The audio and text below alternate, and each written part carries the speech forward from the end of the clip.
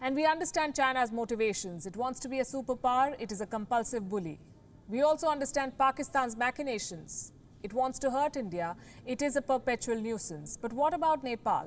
What does Nepal want? And why is it doing what it's doing? Nepal's brinkmanship is becoming more dangerous. Anti-India sentiments have been running high, and the Prime Minister himself is fueling these sentiments. He has repeatedly blamed Indians for bringing the Wuhan virus to his country. Mr. Oli says 85% of coronavirus cases in Nepal came from India, and today we saw the result of such dangerous rhetoric. An Indian citizen has lost his life. He was killed by the Armed Police Force of Nepal, the APF. This happened at the Lal Mandi Janki Nagar border in the Sitamarhi district of Bihar. Nepalese forces say a group of Indians was forcefully trying to enter their country, so they resorted to firing. India says this version is being investigated. Nepal APF, as it is alleged, and it is said by Nepal APF people, that they objected to this, saying that the lockdown in Nepal continues up to 14th of June, so they wanted him to go away. This led to some altercation, avoidable altercation, I will say, because this was completely local issue that generated from an instant altercation. It is being alleged by Nepal APF that all the villagers became aggressive and they had to open fire, 15 rounds of fire. 10 rounds were fired in the air, and this, the villagers are saying that they got aggressive. Nepal APF got aggressive, they fired. So this is a version and counter version. That is subject matter of investigation. An avoidable altercation. How many more, we ask? In how many forms? At what expense? Look at the timing of this avoidable altercation. It comes in the middle of another provocation. Nepal is altering its map. On Saturday, Nepal's parliament will hold a special session. It will vote on a constitutional amendment for Nepal's new map.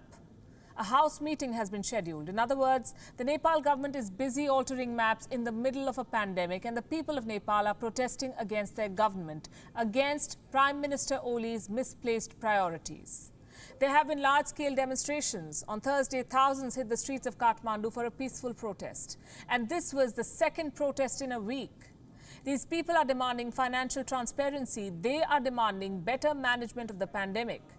Prime Minister KP Oli's attempts at blaming India for the Wuhan virus are clearly not working with his own people. As for the border dispute, India has repeatedly conveyed its openness to dialogue, but Nepal seems to be in a hurry. This dispute is not new. Neither is the road over which Nepal is upset.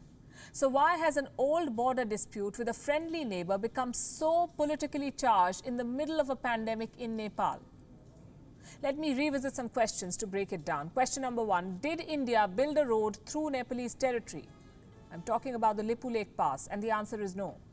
India says it built a road on its own side of the border. The project has been in public domain since 2008. And the area of Lipu Lake has been in Indian possession for more than 60 years. The construction of a road by India in this region is not an extraordinary or unprecedented change in the status quo. India has invested in infrastructure projects here before. And China too has recognized India's sovereignty here in the past. In 2015, an India-China joint statement agreed to expand bilateral trade through the Lipu Lake Pass. Since Nepal takes China's word so seriously, it should read this. On what basis then is Nepal trying to claim this territory? Nepal gives two reasons. One is a census that the Nepal government conducted in the 1950s. And the second is a treaty signed in 1815, the Sugauli Treaty. So here's the next question. Is Nepal acting at China's behest? China is known to use India's neighbors as proxies. Young and unstable democracies in political transition are an easy target for Beijing. China also has a history of meddling in Nepal's internal affairs. The Chinese ambassador is said to have mediated between the warring factions of the ruling party, the Nepal Communist Party. China interferes. Beijing has also put pressure on critical reporting by the Nepalese media. The Nepal government did not even protest, we did. China's political influence has definitely grown in Nepal, and India is aware of this. New Delhi has expressed its displeasure over Nepal's actions, but has largely remained guarded on the issue. So here's what we say. Patience is not always a virtue. Sometimes it's mistaken as weakness. This has been going on for more than a month now. It's time to set the record straight with Nepal.